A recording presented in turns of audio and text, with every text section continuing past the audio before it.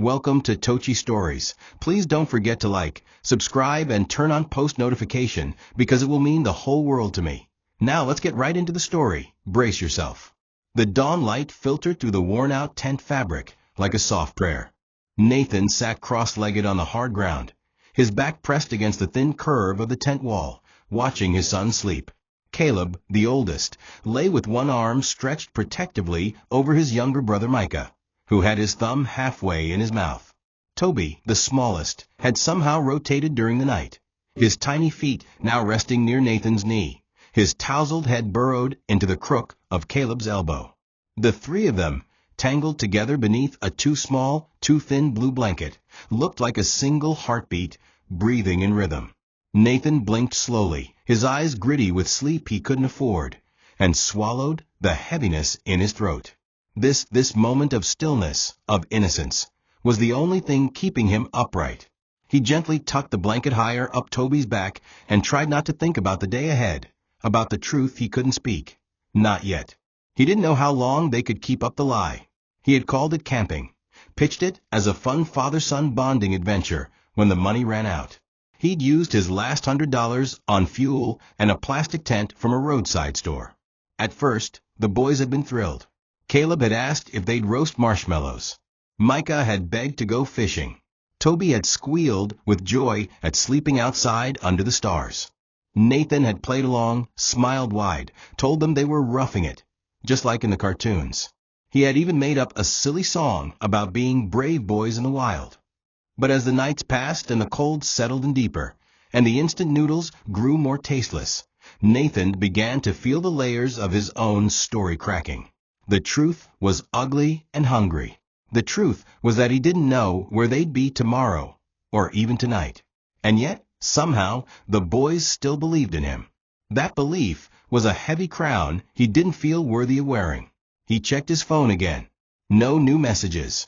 No return calls. Every shelter he'd called had said the same thing. No space for a family of 4. One woman had sounded kind and offered a maybe for Tuesday. It was only Friday, and the last motel manager had made it clear they were no longer welcome. So here they were, nestled against the edge of a gas station parking lot, half hidden by shrubs, just past the county line. Technically illegal, practically invisible. Nathan closed his eyes and inhaled slowly through his nose. He couldn't afford to fall apart now, not in front of them. He had a few slices of bread left, a half-used jar of peanut butter, and a liter of water. Enough for one more campfire breakfast. Then he'd try again, call every number he had, maybe ask at the food bank, swallow his pride. Because, whatever it took, he'd keep pretending this was a vacation, until the day he could tell them the truth with a smile. 6 weeks earlier, the house had still smelled like lavender oil and pancake syrup when Nathan had returned from a job interview. He'd held the folder in one hand, nerves bouncing in his chest, and walked in with the hope that maybe, just maybe, they were turning a corner. He called her name. No answer. The boys were at school, the house was too quiet, and the air had a strange, unnatural stillness. Then he saw it. The kitchen counter. A single note, hastily scribbled on a shopping receipt. "I'm done, Nate. Don't come looking for me. I can't do this anymore." Next to it sat a bottle of Advil, half empty, and her wedding ring. Just like that. Gone. He stood there for a full minute, unable to move, his mind blank. He thought maybe it was a joke, some twisted outburst. But when he ran through the rooms, her clothes were gone. The good heels, the jewelry box, the perfume, even the laptop and charger. She had taken the joint savings and the car, left behind silence and chaos. Vanessa had once been radiant, driven, a girl who lit up every room she walked into. But when Nathan lost his job at the insurance firm after the company downsized, something in her began to rot from the inside. She called him a failure, accused him of dreaming too small, of being content with too little. She hated how he smiled through stress, how he played with the boys while bills piled up. "You don't take anything seriously," she had spat during their last fight. But the truth was, he took everything seriously, especially them. He had tried to hold it together, worked odd jobs, cleaned houses, carried groceries. Every naira he made went toward feeding their sons. Vanessa, however, wanted luxury, wanted freedom, wanted to be rescued. And when another man, an older, wealthier one, showed her a faster path, she packed her bags and ran toward the illusion of something shinier. She didn't leave with guilt. She left like she deserved more. Nathan didn't call her, didn't beg. He couldn't. He knew deep down that if she could abandon their boys, Caleb, who still drew pictures of her, Micah, who whispered her name in his sleep, Toby, who would cry and say, "Where's Mommy?" with wide, confused eyes, then she didn't deserve any more of his energy. But the pain stayed. Not just the betrayal, but the echo of how deeply he'd trusted her. He was now alone, fully. And yet, there had been no time to grieve. No time to fall apart. The rent was due. The car was gone. The fridge was empty. His sons still needed to eat. So Nathan had done what every man with no choice does. He stepped into the fire and learned to carry it. That day, he sold his wristwatch. The next day, his old guitar. When that ran out, he sold a ring. He used it to buy food and gas. Every piece of his old life chipped away like dust in the wind, and he never let the boys see him cry. Not once. The first motel was bearable. Tiny, smelly, but clean enough. The front desk clerk didn't ask questions, just took the cash and handed over a room key. Nathan pretended it was an adventure, even let the boys jump on the creaky mattress. Movie night, he declared with exaggerated enthusiasm, streaming cartoons on his phone. That night, they ate bread and sardines with plastic forks. The boys laughed. Nathan faked a grin and went into the bathroom to cry. It wasn't the food. It wasn't even the room. It was the knowing that he couldn't keep this up much longer. But the next day, he did it all over again. And the next. Until the clerk gave him that awkward smile, the one that said, "Your money's no good here anymore." They had stayed too long. Too poor. Too noticeable. He packed the boys into the car, his last refuge, and drove with no destination. He avoided eye contact at gas stations, washed them in public sinks, and turned brushing teeth into a game. He turned empty car seats into forts and told bedtime stories through yawns. Every meal was a gamble. Every night, he checked and rechecked the locks. The lies came easier as the desperation grew. "We're going camping soon," he had promised. "It's going to be fun." When he finally ran out of motels that would take cash, Nathan pulled into a roadside store, bought a tent, and drove until he found a rest stop that looked abandoned.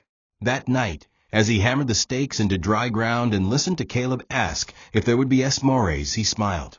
Because what else could he do? Lie, hide, survive. The hardest part wasn't the cold. It wasn't even the hunger. It was how quickly the boys adapted. How Micah said he liked it better than the motel. How Toby giggled when he zipped the tent shut and called it our secret cave. How Caleb took charge, holding Micah's hand while they walked to the bathroom sink with paper cups and shampoo samples. They were thriving in the falsehood, because Nathan had made it feel magical. And that broke him even more, because he knew the illusion would eventually crack. The food would run out.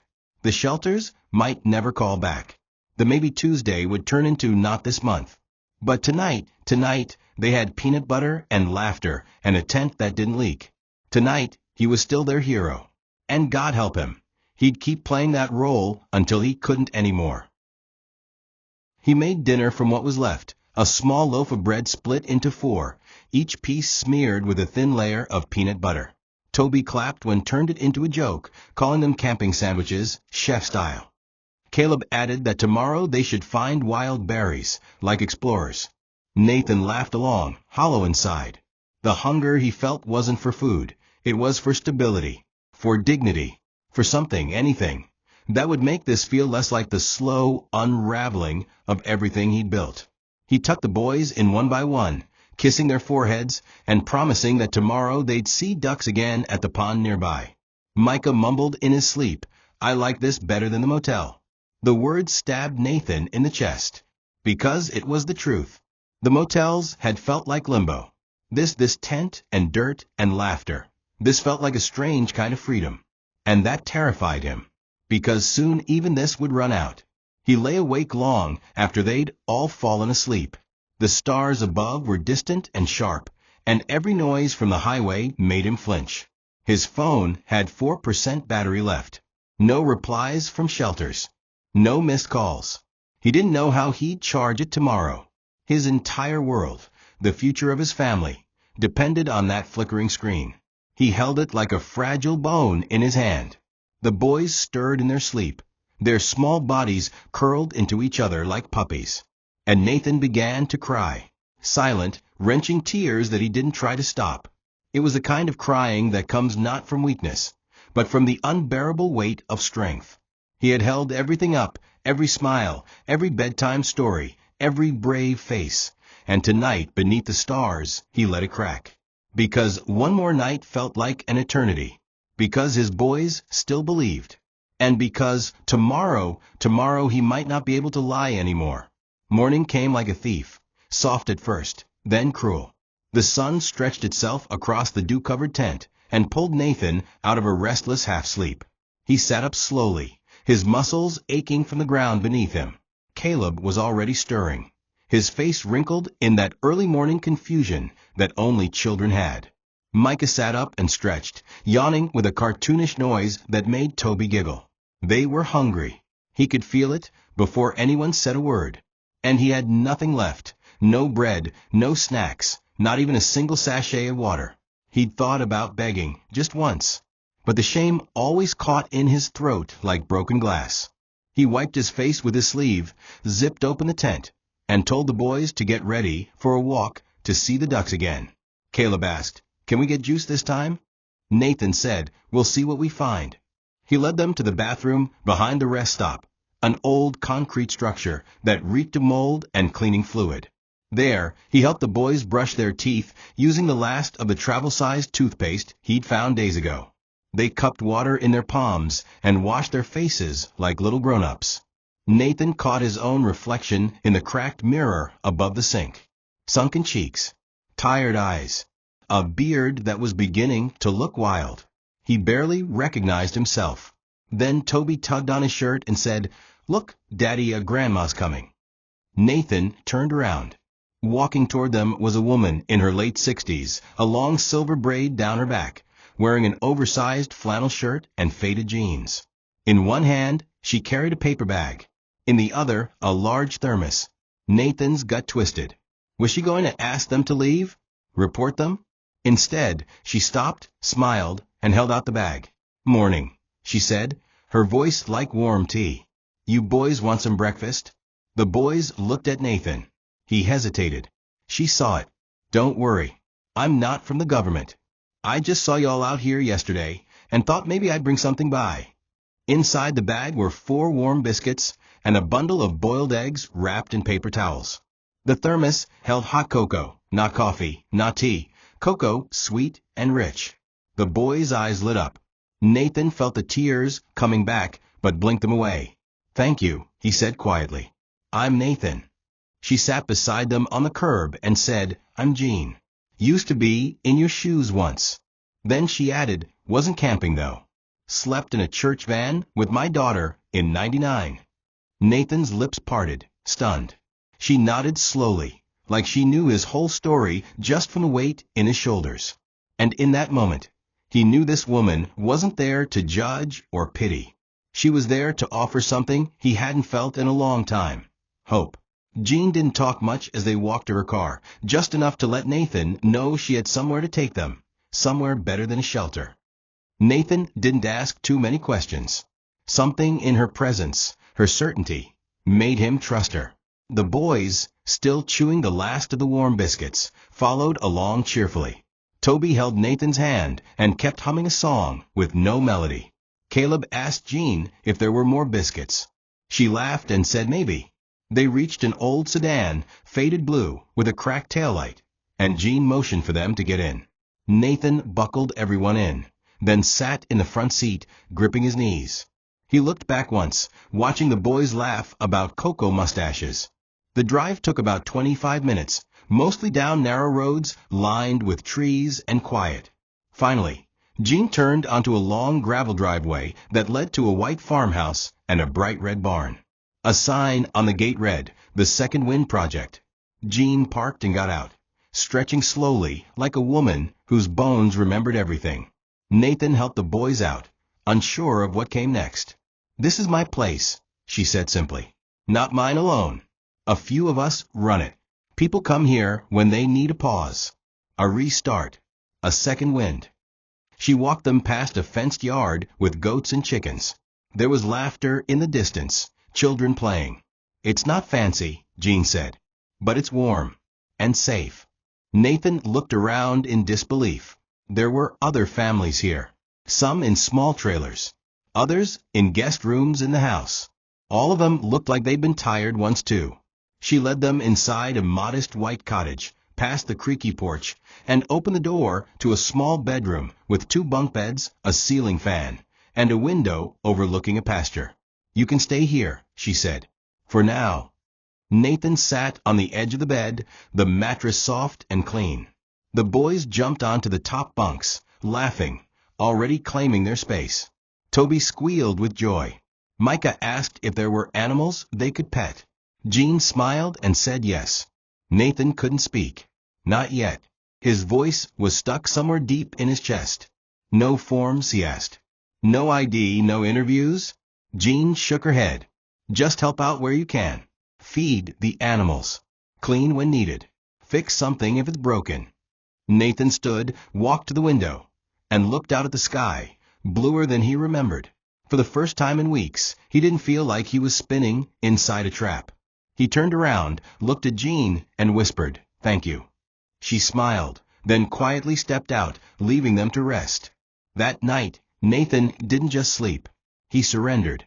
And as he tucked his boys in beneath real blankets in real beds, he whispered a silent promise to them, and to himself. "We are going to make it."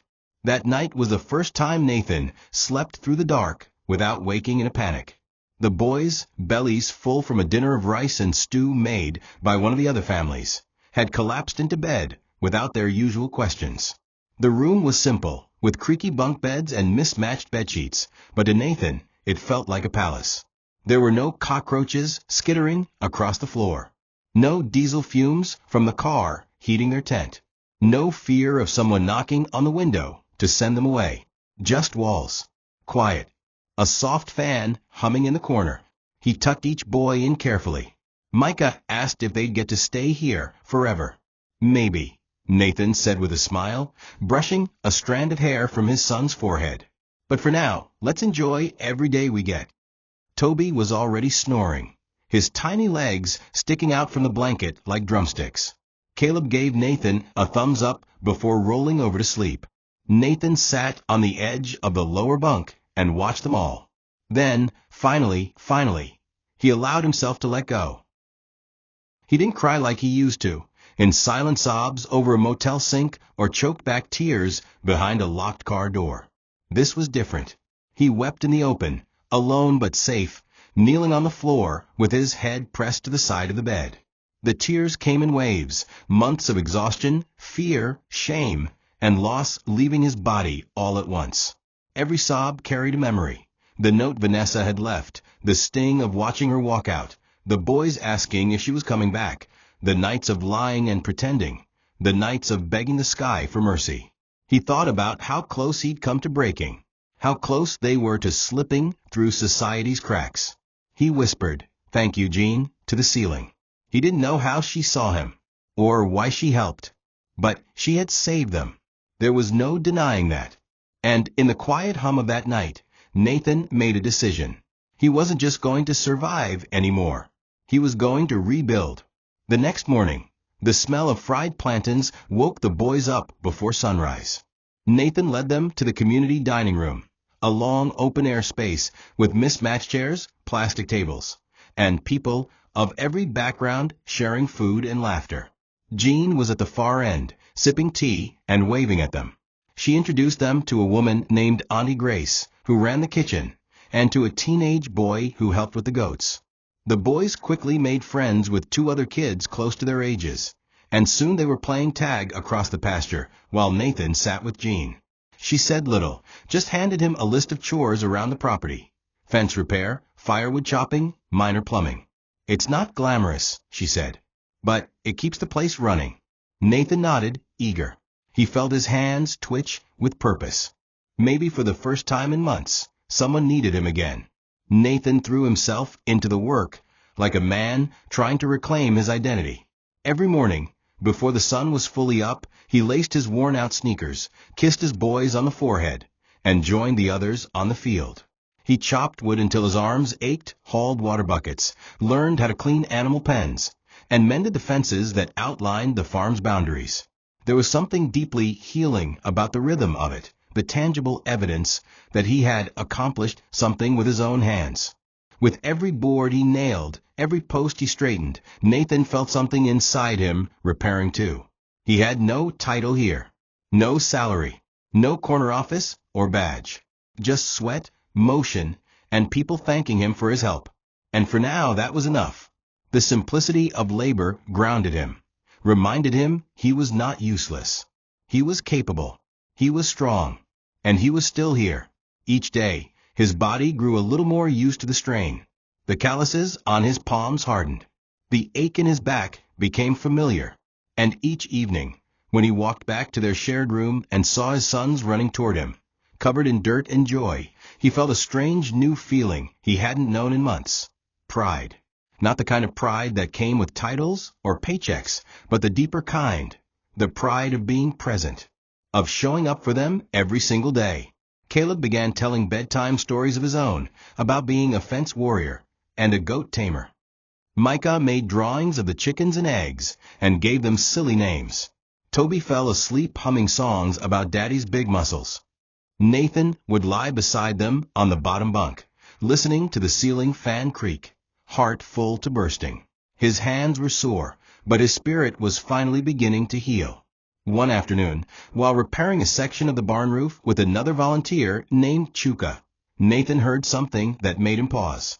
Chuka was telling a story about the man who donated the roofing sheets, Frank, the owner of a local mechanic shop.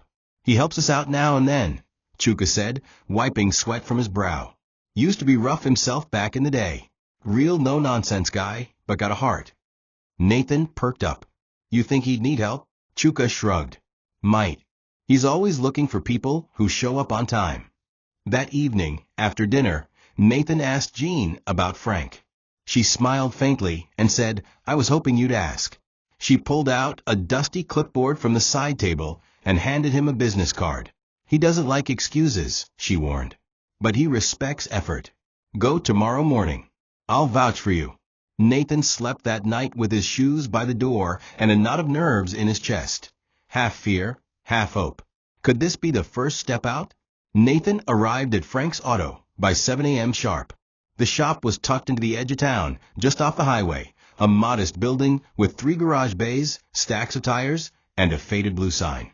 It smelled like oil and metal and heat. Frank himself was exactly what Nathan expected, compact, wiry mid-50s, with grease-streaked hands and a face that looked carved out of sandpaper.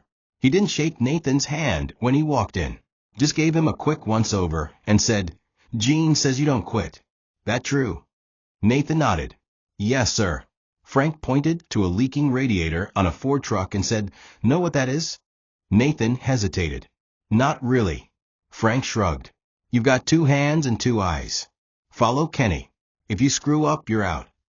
That was the entire interview. Nathan followed Kenny, a silent, heavy-set man with headphones, and watched. Asked questions. Took notes.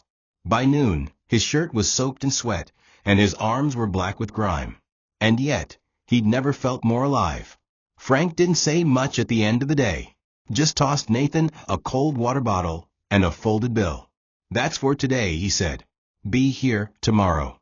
Nathan stared at the money. 3 crisp N1,000 notes. It wasn't much, but it was the first cash he'd earned in months. The first payment for honest work, for sweat, for showing up. He drove back to the farm in a daze, not from exhaustion, but from something else, relief. The boys ran to greet him as he stepped out of the borrowed van. "Did you fix cars, Daddy?" Caleb asked. "I learned how," he answered, sweeping them into a hug. That night, Nathan took them into town and bought fresh bread, groundnuts, and real fruit juice. They had a picnic on the floor of their shared room. It wasn't a feast, but the boys cheered like they were at a restaurant. He watched them devour it all, with sticky fingers and shining eyes. For once, they didn't have to pretend. Later that night, as the boys slept, Nathan sat outside on the porch with Jean. She was peeling oranges under the lantern light, her silver braid resting on one shoulder. "Frank gave me another day," Nathan said quietly. She nodded. "Good. He's a grump, but fair." Nathan looked out into the darkness, the stars flickering faintly above the barn. "Why are you doing all this?" he asked. Jean didn't answer right away. She handed him an orange slice. "I was you once. Years ago. Scared. Ashamed. Hopeless. Someone opened their door to me. Told me I didn't have to earn my worth. I just had to survive long enough to remember it." Nathan swallowed hard. "What happened to them?" Jean smiled. "They're long gone, but I'm still passing it on." That night, Nathan tucked himself into bed next to Toby and whispered the same thing to himself, over and over. "One day, I'll do the same." The duplex wasn't much, but it was his. The real estate agent barely glanced at Nathan as she handed over the keys, her expression doubtful as she listed the flaws. Leaky faucets, uneven floors, walls are thin. But Nathan barely heard her. He was too busy staring at the chipped white door with the peeling number 9 on it. A door that didn't belong to a shelter, a tent, or a borrowed room. It was his. The first month's rent had drained nearly everything he'd saved from his part-time work at the mechanic shop, but Frank had assured him the hours would continue. Jean had co-signed the lease, insisting she trusted him. He promised her, and himself, he would not let her down. The duplex leaned slightly to one side and had a weird smell when you opened the bathroom door, but Nathan couldn't stop smiling. As he turned the key and pushed it open, Caleb gasped. "Is this really ours?" Micah danced in place. Toby ran straight to the corner and declared it his bedroom. Nathan choked back tears. "Yes," he whispered. "It's ours." They spent the first evening sitting cross-legged on the bare floor, eating bread and sardines with their fingers. Nathan had bought a cheap mat to serve as a table, and they ate by the light of a single bulb that flickered like it was thinking about giving up. But none of that mattered. The boys were electric with joy, bouncing between the walls like pinballs, claiming spaces, making up rules, arguing over who got the corner with the window. Caleb offered to share a bed with Micah. Toby curled up in Nathan's lap, wide-eyed and exhausted, his thumb in his mouth. Nathan held him close and let the moment settle into his bones. He'd spent so long surviving, scraping, running, hiding, that this moment of stillness felt foreign, almost dangerous. But it was real, and it was his. That night, he lay on the floor with his sons, listening to their steady breaths, and watched the light flicker until sleep came for him like a warm tide. In the days that followed, Nathan transformed the duplex into a home. Jean dropped off some second-hand furniture, 2 mattresses, a plastic chair, and a kettle. A woman from the Second Wind farm donated blankets and curtains. Frank gave him an old toolbox. Slowly, piece by piece, Nathan built a life again. He patched up the ceiling leak, repaired the squeaky front door, fixed the broken kitchen cabinet using wood scraps from the farm. The boys got used to their routine, school in the mornings, dinners on the mat, and stories before bed. Nathan kept working at the mechanic shop, staying late when needed, earning respect in slow, quiet ways. He didn't have much, but he had enough. Enough to keep the lights on. Enough to buy fruit. Enough to make the boys feel safe. And that, he decided, was more than he'd had in a very long time. Nathan sat on the edge of Caleb's mattress, watching his son flip through a comic book he'd borrowed from the school library. Micah was lying upside down on the floor, his legs resting on the edge of the couch, while Toby was nestled in a blanket fort made out of 2 chairs and a sheet. The scene wasn't perfect. There were still unpaid bills on the counter, and the scent of fried onions lingering in the air, but it was theirs. They had made it a home. The fridge hummed like a guardian. The walls were still bare, but laughter bounced off them like art. And Nathan found himself pausing more often, just to absorb the sound of their joy. For months, he'd been afraid the boys would carry trauma from the time they'd spent on the streets. But now, watching them bicker about whose turn it was to pick the bedtime story, he realized they'd carried something else entirely: resilience. That night, he sat with all three boys on the floor as they took turns reading aloud from a torn picture book. Caleb read with focus, Micah added dramatic voices, and Toby made sound effects. After the story ended, they all laid back and stared at the ceiling, where Nathan had hung glow-in-the-dark stars. Micah suddenly turned his head and whispered, "Daddy." Nathan responded with a hum. "I like this better." Nathan blinked. "Better than what, buddy?" "Better than the motel. And the tent. And the goat place too. This house, it's warm. And it smells like you." The words hit Nathan harder than he expected. Not just because of the sweetness, but because they meant Micah knew. He knew more than Nathan had realized. And still, he chose joy. Nathan smiled in the dark, tears rolling silently down his cheeks. "Me too, buddy. Me too." In that quiet moment, Nathan realized that the real gift he'd given his sons wasn't just shelter. It was presence. He had shown up, carried them through storm after storm. And somehow, despite all the instability, the boys hadn't been broken. They had been shaped. They were closer, more empathetic, more grateful. Micah still had nightmares sometimes. Caleb had started wetting the bed again on occasion. Toby cried whenever Nathan left the room for too long. But they were healing. Every meal shared, every bedtime story, every whispered promise. It was mending something inside them all. Nathan no longer feared telling them the truth, because deep down they already knew. And they had forgiven him long before he could forgive himself. Nathan first met Amelia on a Thursday morning, 2 weeks after moving into the duplex. She was volunteering at the neighborhood food pantry, organizing crates of vegetables with the ease of someone who had done this 1,000 times. Her hair was pulled into a neat bun, and her hands moved with practiced grace, sorting yams from plantains. Nathan had come by to pick up canned goods, something he still felt embarrassed doing, even though everyone there was kind. When she turned to hand him a bag of rice, their eyes met. "You're Nathan, right?" she asked. He blinked, caught off guard. Yeah. How'd you?" She smiled. "Jean talks about you all the time. Says you're the reason she still believes in second chances." Nathan chuckled awkwardly, scratching the back of his neck. "She gives me too much credit." Amelia handed him a bag of beans. "She gives credit where it's due." Over the next few weeks, they crossed paths again and again. At the school parking lot when picking up kids. At the grocery store near the market square. At a weekend outreach program Jean organized for single parents. Amelia was always there, offering help, encouragement, and the kind of conversation that made silence afterward feel like something was missing. Nathan found himself looking forward to seeing her, even when he didn't admit it. She was warm without being overwhelming, sharp without being cruel. And most of all, she listened. One day, while sharing a drink after the outreach, she asked gently, "Do you ever talk about it? What you went through?"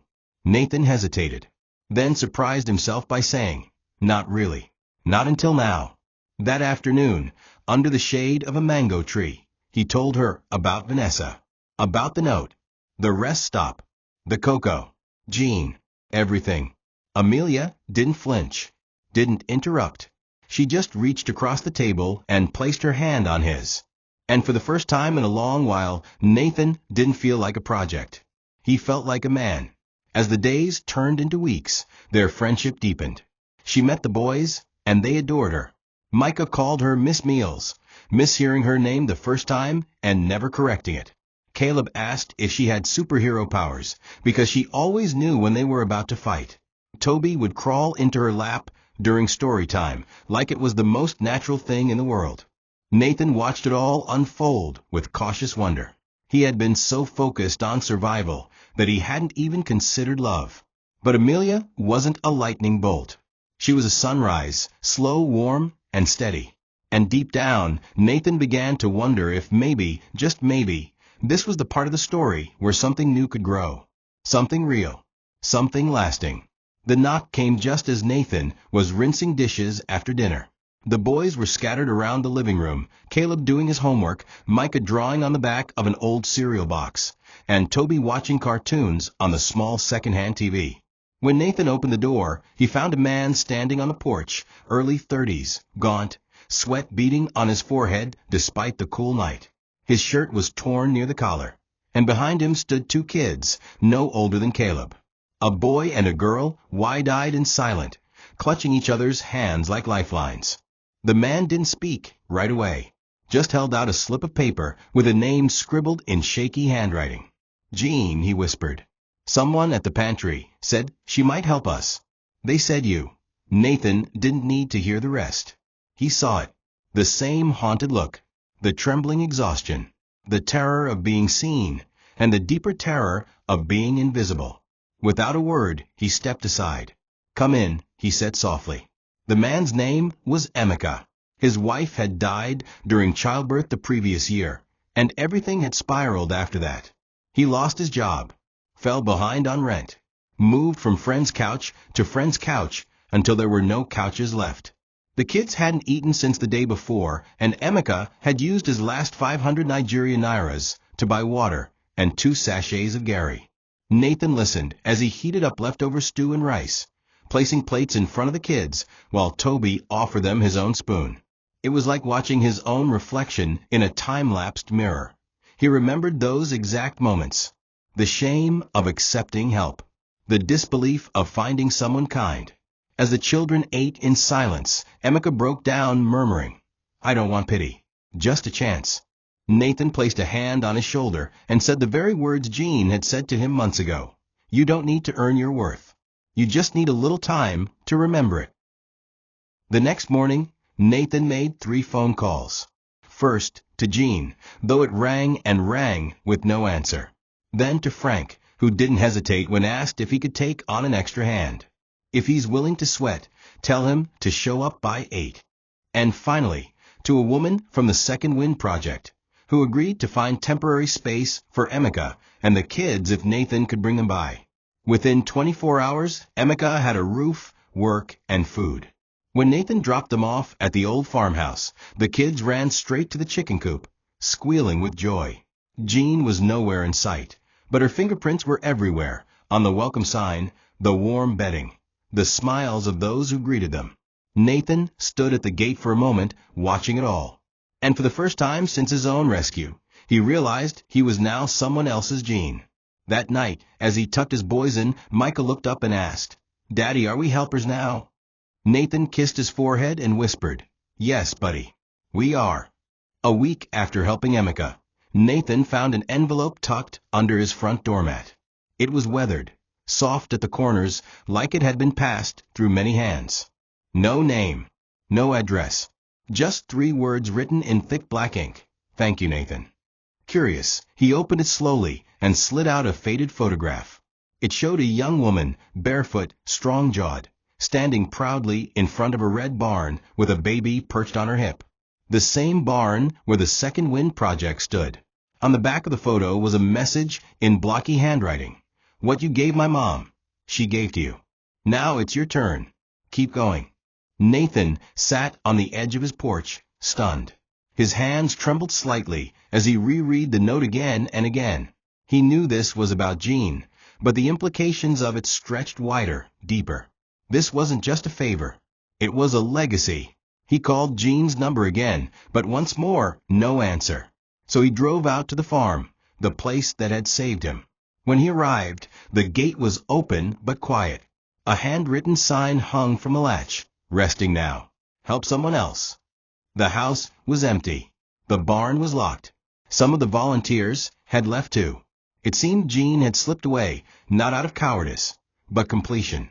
Her mission, her season, had ended. She had passed the torch and trusted the fire would continue to burn in others. Nathan stood there for a long while, breathing in the scent of dry hay and distant memory. In that moment, he didn't feel abandoned. He felt chosen. She had poured into him so that he could pour into others. And now, it was his responsibility to do more than survive. He had to build. He returned home that evening with a new clarity. Jean had known exactly what she was doing. She had quietly empowered others to carry forward what she began. Nathan sat with his boys and explained to them who Jean really was, not just a kind stranger, but a warrior of second chances. He showed them the photo, told them about her past, how she too had been homeless, how she built everything from pain and purpose. Caleb said, "That's what I want to do when I grow up." Micah added, "Can we name our house something like her farm?" Nathan nodded through tears. "How about the starting line?" The boys clapped in agreement. That night, he stood at the window and whispered to the sky, "Thank you, Jean. I'll make it count." From that moment on, he didn't just live in that house. He led from it. A man who'd once had nothing, now becoming a foundation for others. It happened on a Sunday. The boys were playing in the front yard, tossing a soccer ball between them, while Nathan swept dust off the tiny porch. The sun was gentle, casting long golden rays across the edge of the street, when a black sedan pulled up slowly and parked just beyond the fence. At first, Nathan didn't pay attention, just another visitor, maybe someone lost. But then the door opened, and she stepped out. Vanessa, his wife, the mother of his children. She wore sunglasses far too large for her face, her hair tied in a messy bun, and clothes that hung on her like she hadn't eaten properly in days.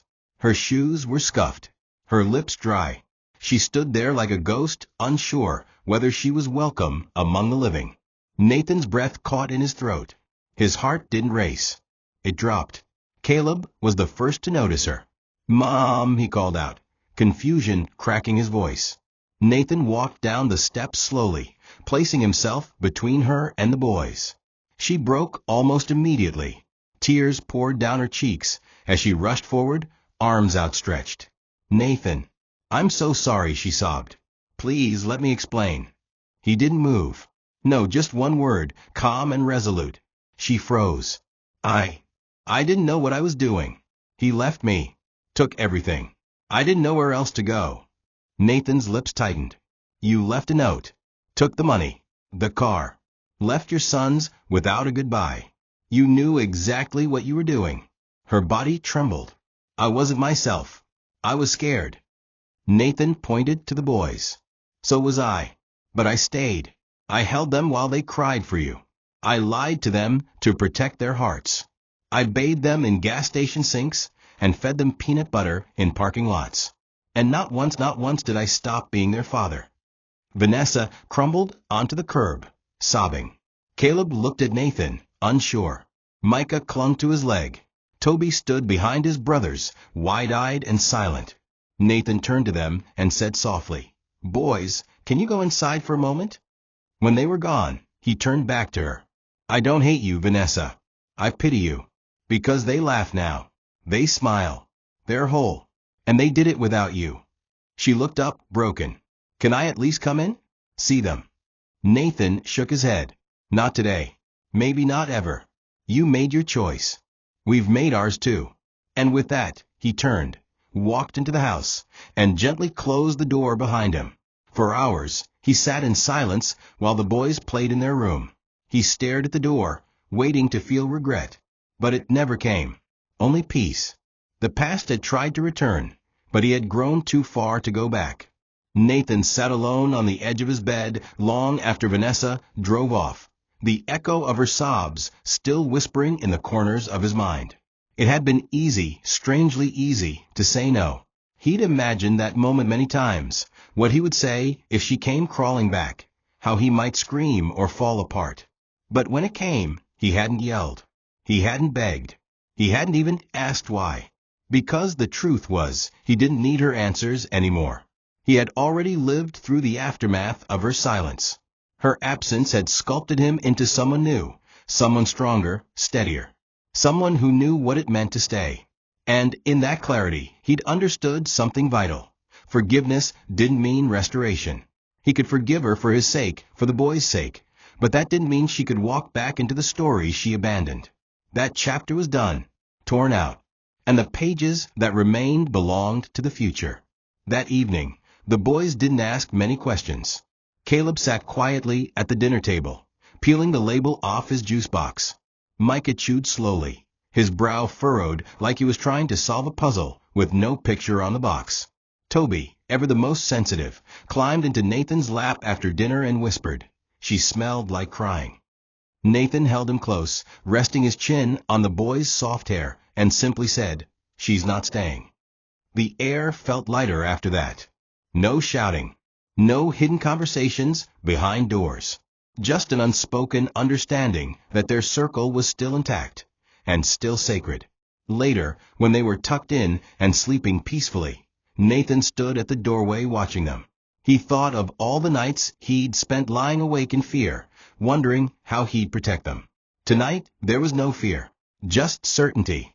Vanessa had chosen herself, but Nathan had chosen them, and he would keep choosing them every day for the rest of his life. The next morning, Nathan woke to sunlight on his face and laughter from the living room. Micah was building a tower out of cereal boxes. Caleb was reading aloud from a joke book he'd gotten from the school library. And Toby was dancing to a cartoon theme song with wild abandon. Life went on. It was resilient like that. Vanessa's return had been a gust of cold wind, but the house held firm. Nathan took a deep breath, walked into the room, and scooped up Toby mid-spin. "You ready to make pancakes today?" The boys cheered in unison. And just like that, the past was sealed behind them. Not forgotten, but no longer in control. It had tried to come back, tried to beg its way through the door. But Nathan had met it with peace, and turned away. Because sometimes strength isn't in fists or fury. Sometimes it's in a quiet no spoken from a place of healing. Amelia arrived that afternoon with a bag of clothes she had collected from the donation center. Tiny socks, new pajamas, and a fresh sweater for Toby with his name stitched in thread. Nathan smiled as he opened the door, a deeper smile than he'd allowed himself in a long time. She looked radiant in her simplicity, wearing jeans dusted with flour and a t-shirt with the logo of a local literacy group. She didn't ask about Vanessa, didn't pry. She simply hugged him long and close, and said, "You did the right thing." He didn't have to ask how she knew. She always just knew. Nathan let out a slow breath and welcomed her inside, where the boys immediately surrounded her, dragging her into their blanket fort and demanding bedtime stories, even though it was barely lunchtime. She played along without hesitation, reading with funny voices and wide expressions. Nathan stood in the kitchen doorway, watching her light up their world like she'd always been part of it. Later that evening, after the boys had drifted off to sleep, Nathan made tea while Amelia sat on the porch, legs tucked under her like a child. The stars above twinkled faintly, casting a gentle glow over the yard. "I think I'm finally learning how to breathe again," he admitted, handing her a mug. "For a while I was just surviving, just getting through each day so the boys wouldn't see me unravel." Amelia sipped quietly, her eyes never leaving his. "But now you're living, Nathan, and they see that. They're thriving because you are." He looked down, a smile tugging at the edge of his mouth. "They're stronger than me." She reached out, brushing a calloused hand over his. "No, they're strong because of you." He didn't respond right away. He didn't need to. The silence between them was rich, full of the kind of understanding that didn't require words. As the night deepened and the air turned cool, Nathan felt a question rising in his chest, not desperate or rushed, just quietly sure. "I know I'm still learning, still healing," he said softly. "But when I look at you, it doesn't feel like filling a hole. It feels like planting something." Amelia looked at him, her eyes warm and deep. "Good," she said.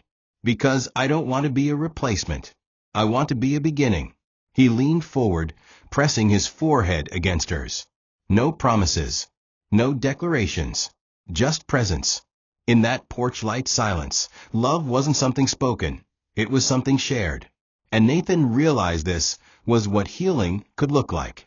Not forgetting the past, not pretending it didn't hurt, but choosing to love again anyway.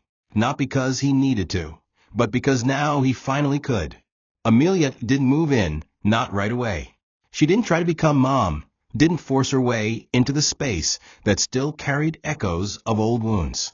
Instead, she showed up, consistently, gently, intentionally. She brought meals on Thursdays, tutored Caleb on Saturdays, took Toby to the local story hour, With every quiet gesture, she stitched herself into the fabric of their lives. And Nathan welcomed it, not with grand declarations, but with steady invitations. He started to dream again, started imagining a future that wasn't just about getting by.